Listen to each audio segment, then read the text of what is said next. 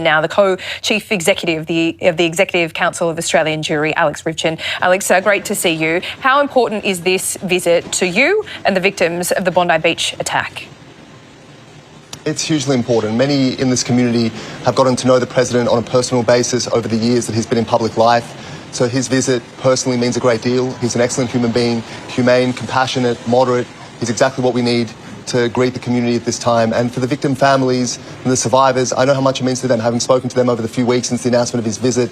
It means a great deal to them to be comforted and supported, to feel the love not only of our country here, which has embraced the Jewish community, but also the Jewish world. And in times of tragedy, minorities band together. They need to feel the sympathy of those who know exactly what they're going through. And the President of the State of Israel, who has comforted more people after terror attacks than perhaps anyone else in the world, knows exactly what to say, what to do, and his presence here will really uplift the community. Yeah, well, it's important that you lay out the context there as well, because these protests planned for Sydney, and not just in Sydney, I would say, is causing a divide in the community once again. What do you say to those people who look at, without context, I would add as well, about some of the things that the President has said in the past? Does some of them grate with you, make you feel uncomfortable looking at those quotes, or are they something that should be set aside for this time? No, look, again, I've known the President for a long time. I've had many private conversations with him. I know who he is. He's not a person who incites violence against others. He's a person who's moderate, who's always supported a two-state solution. But in the wake of the October 7 terrorist attacks, as the head of state, he's going to stand up for his country. And he had a question put to him about responsibility. And he made the point that it wasn't merely the 2,000 Hamas fighters who bore responsibility. Thousands of Palestinian civilians crossed on their heels and participated in the atrocities. Thousands more lined the streets of Gaza and cheered and abused the hostages as they were brought in. Several of the hostages were kept in the homes of civilians. Not one case was reported of a civilian notifying any authority, international organisation, or the Israeli soldiers where hostages were being kept. So the point that he was making is that this isn't merely a problem confined narrowly to Hamas. This is a societal problem within Gaza. But the fact that people are then interpreting that as a call for mass extermination, it's so laughable, Laura, and it shows the degree to which language has been bastardised and abused and has lost all its meaning. You know, to accuse someone like Herzog of inciting genocide, it's a laughing stock, truly. This will be a test of, I think, a first early test of our hate speech laws and protest laws, both at a federal level and a New South Wales level. You and I, Alex, have spoken about the difference, respectfully, about, criticising Israel and criticising the Jewish people, particularly the Jewish Australians that have been so affected over the last couple of months and indeed years. What do you think the line is today? What should police be keeping an eye out for in these protests? Because should we remember that Herzog isn't Netanyahu? Their roles in Israel about policy are very different as well. Is that a fair point to raise today? I think, with the police, they'll be looking at thousands of people potentially on the streets. They can't engage with every person individually and determine what's in their hearts and what's in their minds. But I think they should keep it simple. If they see support for terrorist organisations, that is a criminal offence under our code. If they see death chants towards anybody, that is abhorrent and should never be taking place in Australian streets. If they see demonisation of Jews specifically, then that should be called out and arrests should be made if need be. It's not about interpreting the meaning and the intention at the moment. It's about really maintaining the peace. But ultimately, these protests, they've never been about an objection to a particular policy. They've been going on for years and years and years. Groups like PAG, their whole reason for existing is to bring about the destruction of the State of Israel. And they will say so pointedly. They don't seek policy change, ceasefire, and end to the war. They want to see Israel gone. And that's really who you're dealing with here. And so there's no point in reasoning with them. There's no point in trying to appeal to their better angels. They have none. But the police will have a duty to try to keep people safe as best they can. But they've got a really difficult task on their hands. What did you make of Chris Minns and what he said to protesters earlier today? And, that line. I mean, these are professional protesters in many ways. They know how to take things right up to the line and then not quite cross it.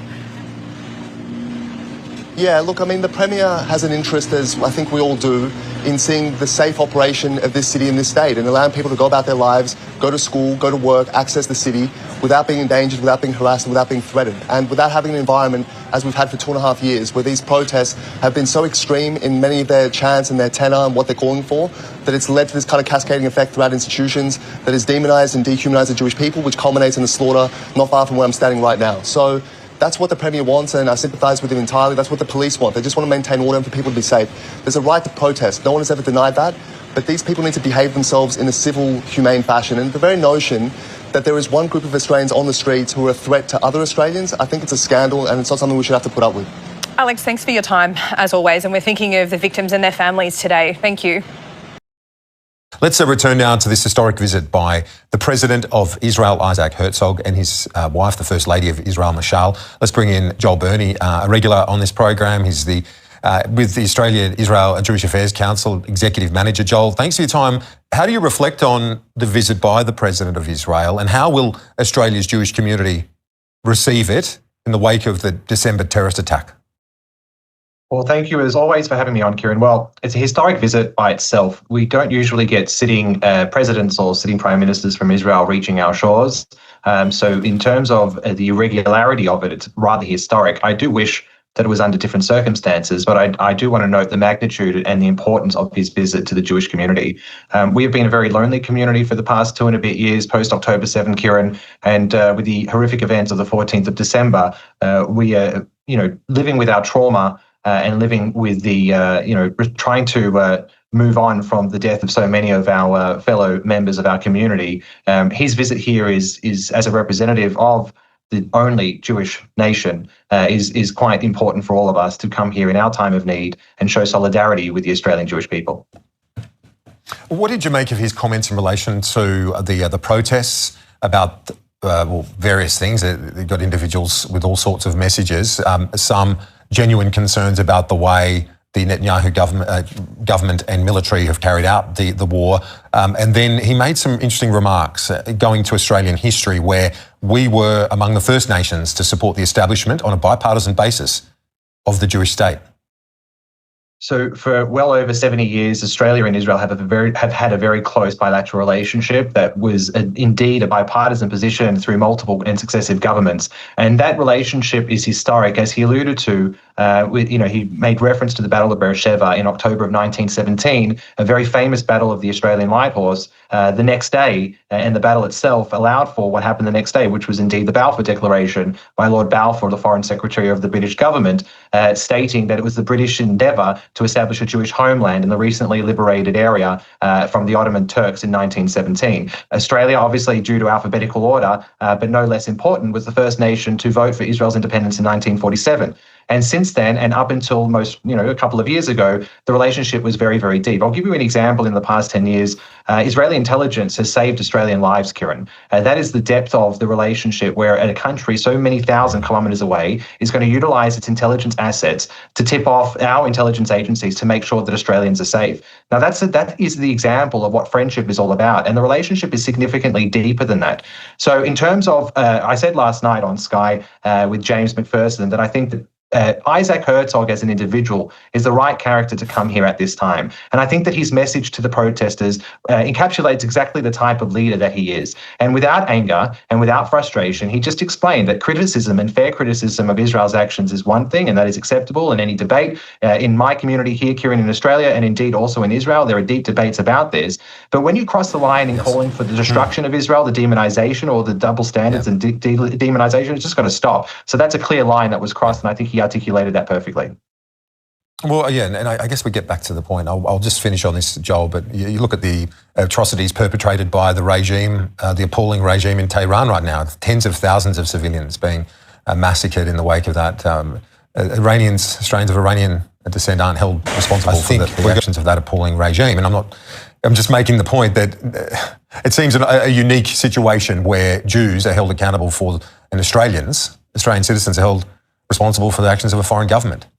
Correct. And that goes to the essence of what the issue has been for the Jewish community for the past 2 and a bit years. We are not responsible for what you think is going on over there, and nor should we be. And on the one hand, you are entirely correct about the protesters not attacking the Iranian diaspora here, and that is obviously a good thing. But secondly, if these social justice warriors are so concerned about things that are going on in Israel, why are they not concerned at all about what's going on in Iran? Muslim victims being butchered in the tens of thousands, some estimates close to 40 to 50,000 people in the past 4 weeks, and these protesters who have shut down our country for the past 2 and a bit years are nowhere to be seen. So the hypocrisy is quite clear, and it seems as though that these people, backed by federal members of parliament, including in the Greens party as well, it's okay to attack a Jew and it's okay to attack Israel, but on the same merits, you have nothing to say about the regime in Iran.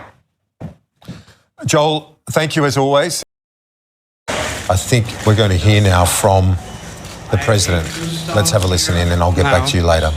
I laid 2 stones here at Bondi Beach that I brought with me from the holy city of Jerusalem, from the land of Israel.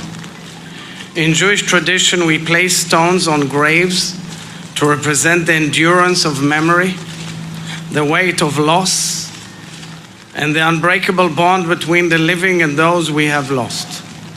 These stones from Jerusalem, the eternal city, the eternal capital of Israel, will remain here at Bondi for eternity, in sacred memory of the victims, and as a reminder that the bonds between good people of all faiths and all nations will continue to hold strong in the face of terror, violence, and hatred, and that we shall overcome this evil together. Dear bereaved families, Premier, Mayor, Jewish and Israeli leaders, Ambassador, ladies and gentlemen, Shalom to all of you.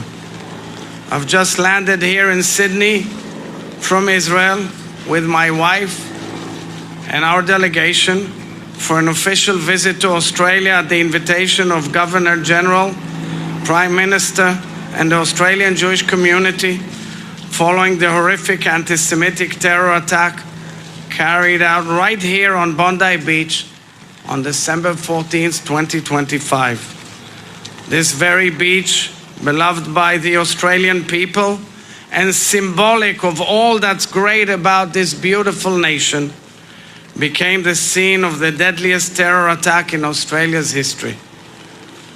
15 innocent souls who gathered to celebrate Hanukkah, the festival of light, were massacred in cold blood by 2 Islamist terrorists.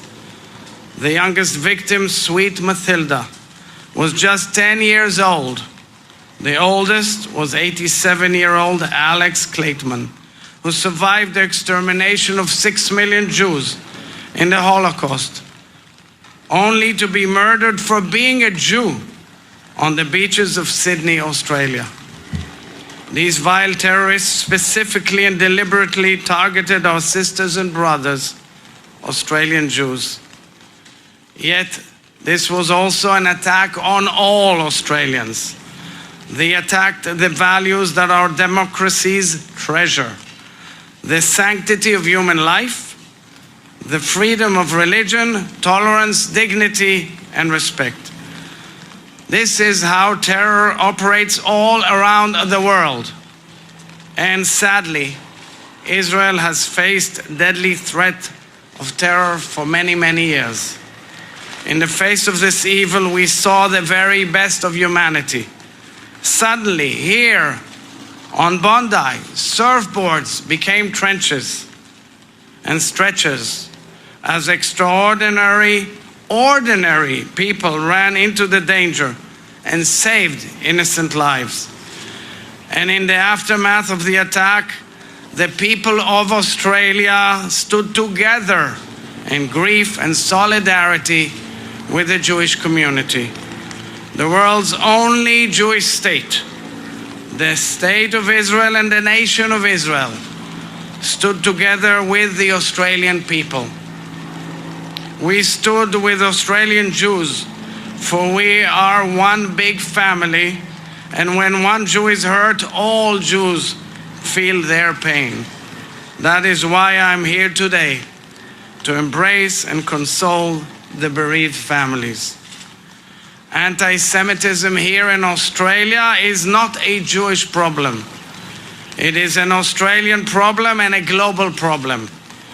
Over the generations, one thing has become clear: hatred that starts with the Jews never ends with the Jews. This is why the current rise in anti-Semitism around the world is a global emergency, and we must all act to fight against it. I welcome the positive steps already taken by the Australian government to tackle anti-Semitism since the Bondi attack. Leaders across all sectors of society must speak out clearly and consistently against anti-Semitism because silence in the face of hatred is complicity. Let me end by praying for the souls of the victims and the speedy recovery of the wounded, some of whom we've seen here. And bless. Adonai oz la'amo iten, Adonai yevarech et amo b'shalom. May God give strength to his nation. May God bless his nation with peace. Thank you.